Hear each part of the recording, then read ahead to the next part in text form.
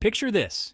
The European Union spends months investigating Chinese automakers, accusing them of dumping cars at unfairly low prices. The result? Brussels slaps heavy tariffs on Chinese-made EVs. Headlines describe it as a major roadblock, practically a wall against Chinese brands. Now imagine this.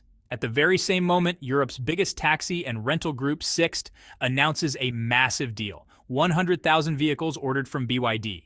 Yes, 100,000 cars set to roll out across Europe and beyond. On paper, this doesn't make sense. Politicians are saying slow down, but one of Europe's largest mobility players is saying go big. It's like someone puts up a do not enter sign, and the largest car fleet operator just drives straight through it. So, tariffs on one side, record-breaking deals on the other. How can both be true at once? To see why this became global news, we need to back up a little. In 2024, Brussels decided it had had enough. EU officials launched an investigation into whether Chinese EV makers were selling cars at unfairly low prices, thanks to heavy subsidies from Beijing. Months later, the tariffs dropped. Here's where the numbers really matter. BYD faced a 17% duty. Geely, which owns Volvo and Polestar, got 18.8%. SAIC, the group behind MG, was hit hardest with 35.3%. Non-cooperating companies faced 20.7%. And remember, Europe already had a 10% import duty on all cars from outside the bloc. So, stack those numbers and you see the real hit. A BYD model doesn't just get 17%. It's 27% once the standard tariff is added. For SAIC, it's a brutal 45.3%. Put simply, a $20,000 car could suddenly cost nearly $29,000. That shockwave forced Chinese automakers to rethink their Europe strategy, whether to build factories locally, raise prices, or pivot elsewhere entirely. Plans for new assembly plants, R&D centers, and battery factories in places like Germany, France, and Hungary quietly went on hold. Instead, the spotlight shifted to Southeast Asia. By 2024 to 2025, countries like Thailand, Indonesia, and Vietnam became the hotspots for Chinese EV investments. Governments there offered land, tax breaks, and incentives. At the same time, these markets were booming, with young populations eager to adopt EVs. While Europe built tariff walls, Chinese firms were breaking ground in Bangkok, Jakarta, and Hanoi. Those plants gave them what Europe couldn't: low costs, fast-growing markets, and less political risk. At that point, the story seemed clear. Europe was closing its doors, and Chinese automakers were moving to friendlier ground. But then came a twist. At the end of 2024, Sixt, Europe's largest rental and mobility firm, made an announcement that stunned the industry: a deal with BYD for at least 100,000 cars over 6 years. And this wasn't just about Europe. Sixt planned to use these cars in Latin America, the Middle East, Canada, Australia, and New Zealand. A global fleet expansion, not just a European one.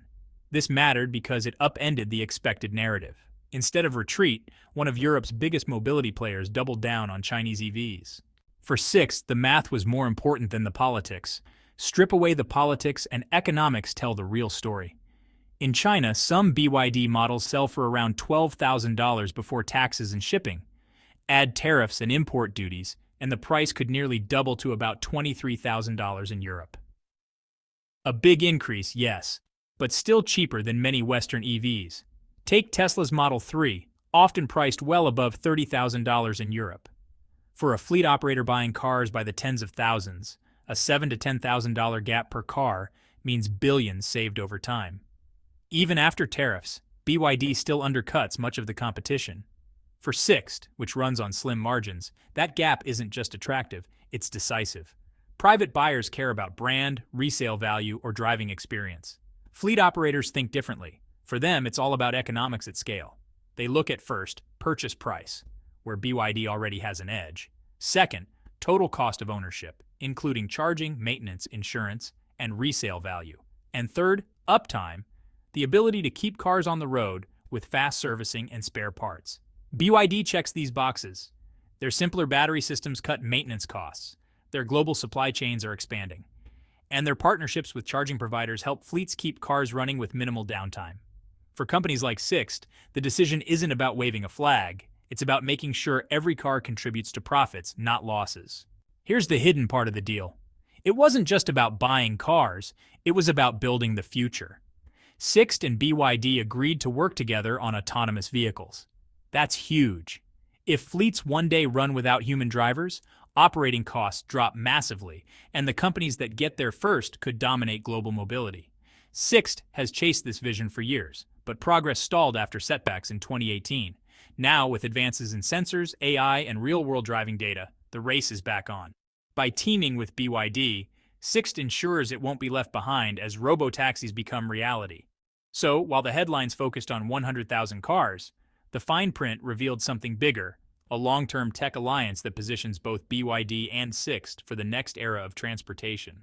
When the Sixt-BYD partnership hit the news, one rival felt the heat immediately: Tesla. Not long after, Tesla issued a sharp public statement warning BYD to change its technical route.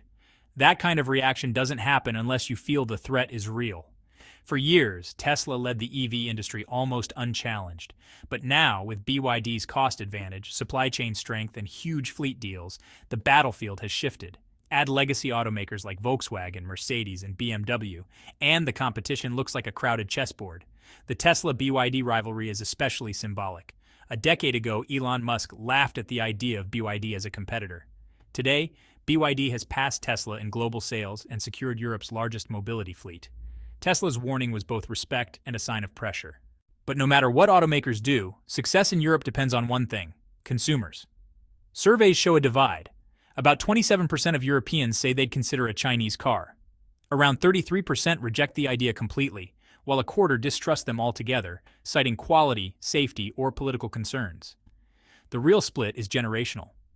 Among 18 to 24-year-olds, nearly 38% are open to Chinese EVs.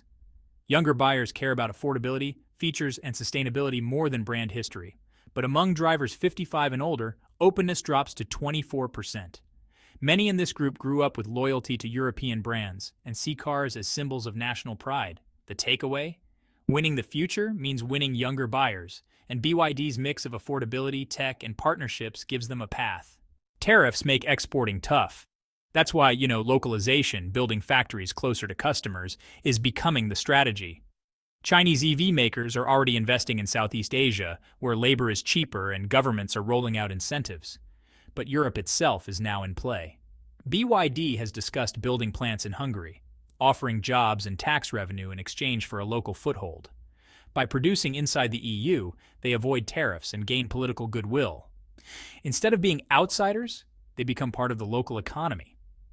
Shorter supply chains also mean more reliable service for fleet operators like Sixt or Uber. Ironically, tariffs designed to keep Chinese EVs out may be the very thing that drives them deeper into Europe through local investment.